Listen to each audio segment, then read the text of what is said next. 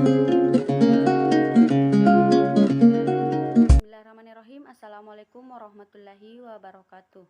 Perkenalkan, nama saya Sulfiani, NIM 1801040023. Maksud video saya di sini, saya akan menjelaskan salah satu materi dari 5 pokok materi.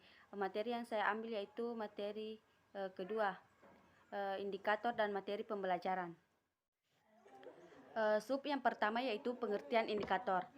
Indikator adalah petunjuk bagi guru apakah hasil pembelajaran telah tuntas atau belum. Indikator juga merupakan garis-garis besar yang harus dicapai oleh peserta didik selama pembelajaran berlangsung. Sub yang kedua yaitu langkah-langkah pengembangan indikator dalam pembelajaran IPA.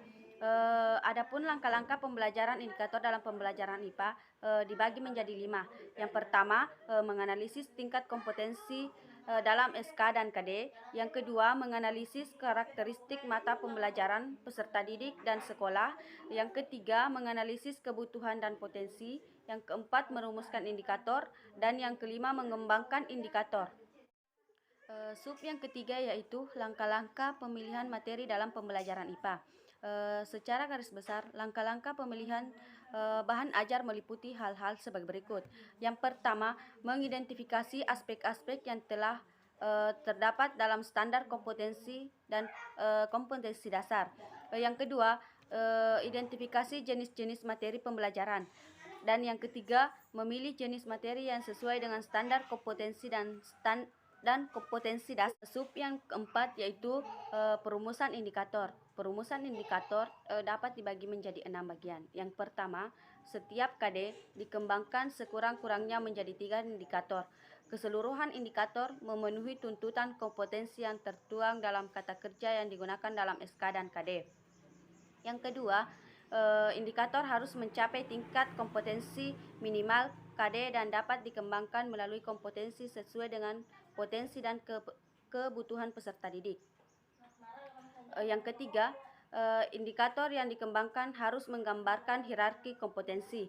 Yang keempat, perumusan indikator sekurang-kurangnya mencakup 2 aspek, yaitu tingkat kompetensi dan materi pembelajaran. Yang kelima, indikator harus dapat mengakomodir karakteristik mata pembelajaran sehingga menggunakan kata kerja operasional yang sesuai.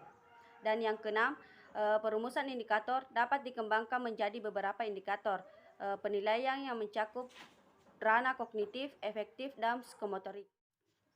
Materi yang sesuai untuk ranah kognitif ditentukan berdasarkan perilaku yang menentukan aspek intelektual, seperti pengetahuan, pengertian, dan keterampilan berpikir. Materi ajar yang sesuai untuk ranah afektif ditentukan berdasarkan perilaku yang menekankan aspek perasaan dan emosi.